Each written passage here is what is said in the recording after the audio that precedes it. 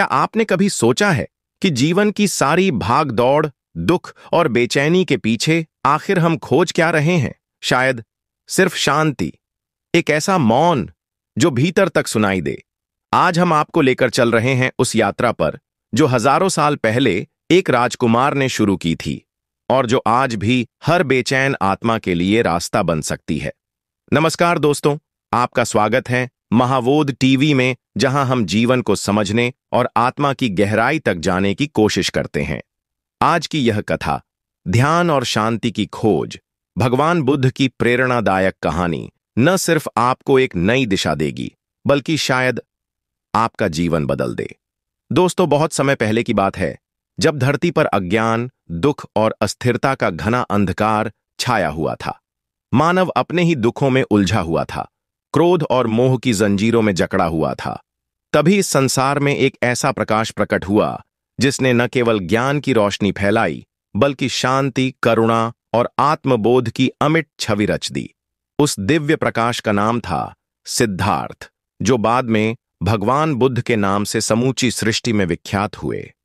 कपिलवस्तु के राजा शुद्धोधन के महल में जन्मे राजकुमार सिद्धार्थ बचपन से ही असाधारण थे। उनका मन चंचल नहीं था बल्कि गंभीरता से भरा हुआ था। उनके नेत्रों में एक अलग ही दृष्टि थी जो इस सांसारिक वैभव के पार कुछ और तलाश रही थी। जहां अन्य राजकुमार शस्त्र, संगीत और विलास में रमे रहते, वहीं सिद्धार्थ जीवन के रहस्यों में खोए रहते। क्या है यह जीवन? क्यों आता है दुख? क्या मृत्यु ही अंत है? ये प्रश्न उनके मन में जैसे अडिग होकर बैठ गए थे। महल के भीतर उनका जीवन सुखों से भरपूर था, लेकिन एक बार जब उन्होंने महल की चार दीवारों के बाहर संसार की असली तस्वीर देखी, एक वृद्ध, एक रोगी, एक मृतक और एक सन्यासी, तो उनके भीतर कुछ टूट गया, या कहें कि कुछ जाग उठा। उन्होंने पहली बार जाना कि जीवन अनित्य है, शरीर क्षणिक है और मृत्यु अपरिहार्य। यह दृश्य उनके मन मस्तिष्क में एक तूफान की तरह गूंजने लगे। उन्होंने स्वयं से पूछा, क्या मैं भी एक दिन रोगी, वृद्ध और मृतक हो जाऊंगा? क्या यही है जीवन की सच्चाई? उनके मन में यह विवेक जागृत हो गया कि यदि मृत्यु अनिवार्य है तो फिर इस जीवन की सार्थकता क्या है? यदि सब कुछ क्षण भंगुर है तो फिर सच्चा सुख किसमें है? यह वह क्षण था जब राजकुमार सिद्धार्थ ने निर्णय लिया, अब वह सत्य की खोज में निकलेंगे, उस शांति की खोज में जो स्थायी है, उस ज्ञान की खोज में जो जन्म मरण के बंधन से परे है। और एक रात जब संपूर्ण महल निद्रित था, जब चंद्रमा निःशब्द आकाश में चल रहा था, सिद्धार्थ ने अपने सोते हुए पुत्र राहुल और पत्नी यशोधरा को अंतिम बार देखा और फिर सब कुछ त्याग कर एक अनंत यात्रा पर निकल पड़े। यह केवल संन्यास नहीं था, यह थी आत्मा की पुकार, यह था सत्य की ओर पहला कदम। वर्षों तक उन्होंने जंगल जंगल तप किया, गुरुओं से ज्ञान प्राप्त किया, ध्यान साधना की, शरीर को कठोर कष्ट दिए। उन्होंने अन्न जल त्यागा, सांस रोककर ध्यान किया, लेकिन फिर भी वह अंतिम सत्य उनके पास नहीं आया। उन्होंने महसूस किया कि अत्यधिक तप और शरीर को कष्ट देने से भी आत्मज्ञान नहीं आता।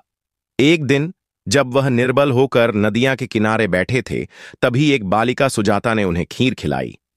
यही वह क्षण था जब सिद्धार्थ को मध्य मार्ग का बोध हुआ। न तो अत्यधिक विलास, न ही अत्यधिक तपस्या, बल्कि एक संतुलन, एक समत्व ही आत्मज्ञान की ओर ले जाता है।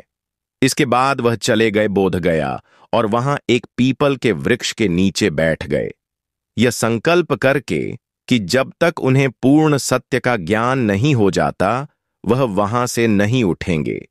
दिन बीते, रातें बीतीं, भीतर युद्ध चला। काम, क्रोध, मोह, भय, माया, सबने उनके चित्त को विचलित करने की कोशिश की, लेकिन सिद्धार्थ अडिग रहे। और फिर एक ब्रह्म मुहूर्त में, जब पूर्व दिशा से प्रकाश की पहली किरण फूटी, उनके भीतर एक अद्वितीय आलोक फूट पड़ा। वह सिद्धार्थ अब बुद्ध हो चुके थे, जागृत, आत्मबोध से पूर्ण, शांत और करुणामयी।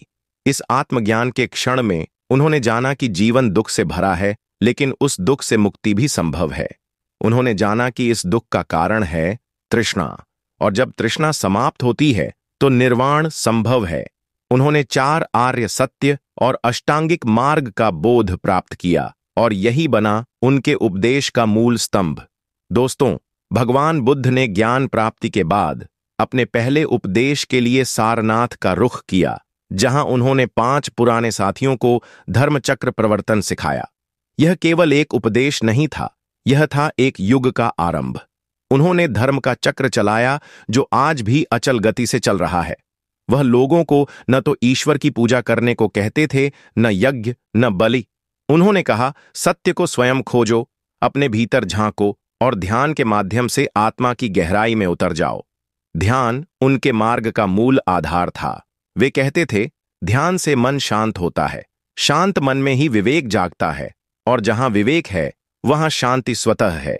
ध्यान एक साधन नहीं, वह स्वयं एक यात्रा है, जहां व्यक्ति अपने ही भीतर उतरता है, अपनी ही परछाइयों से मिलता है और अंत में अपने ही प्रकाश को पा लेता है।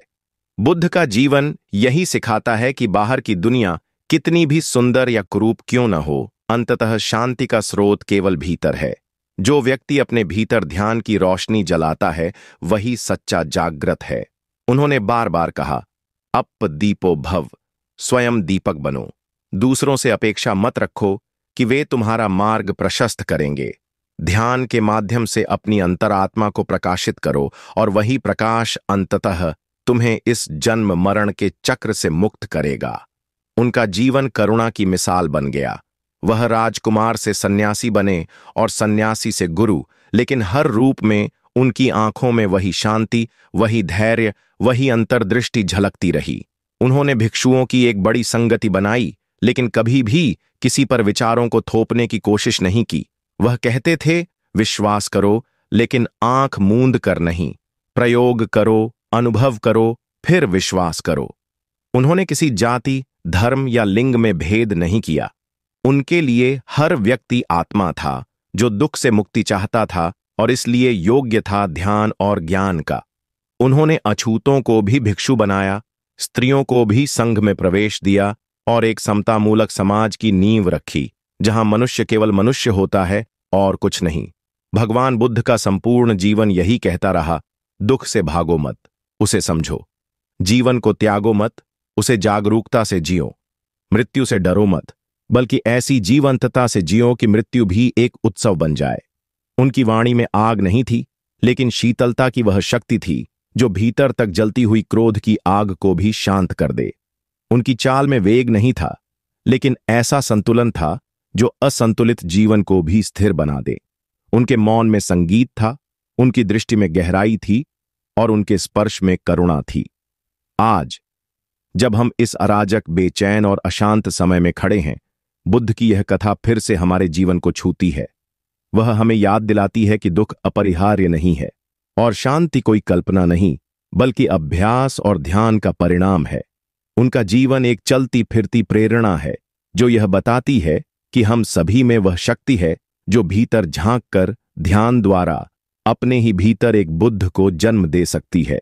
इसलिए जब अगली बार जीवन कठिन लगे, जब मन बेचैन हो, जब शांति एक सपना लगे, तो आंखें बंद करो, सांसों पर ध्यान दो और बुद्ध की उस अमर वाणी को याद करो, स्वयं दीपक बनो।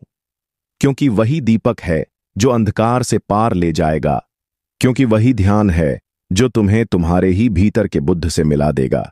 और जब वह मिलन होगा तो सारा जीवन एक ध्यान बन जाएगा, एक शांति बन जाएगा। तो दोस्तों, ये थी भगवान बुद्ध की वह अमर यात्रा जो हमें सिखाती है कि ध्यान ही राह है और शांति ही मंजिल। ये कोई कथा नहीं, यह एक आह्वान है तुम्हारे भीतर के उस मौन को जगाने का जिसे तुमने शायद बहुत समय से सुना ही नहीं। अगर इस कथा ने आपके भीतर कुछ भी हलचल की हो, कोई प्रश्न उठाया हो, कोई शांति की किरण जगाई हो, तो इस यात्रा को यहीं मत छोड़िए। जुड़े रहिए हमारे साथ महाबोध टीवी में, जहां हर शब्द आत्मा को छूता है और हर कथा ध्यान की ओर ले जाती है। हम फिर मिलेंगे एक नई खोज में, एक नई शांति के साथ, यहीं महाबोध टीवी पर।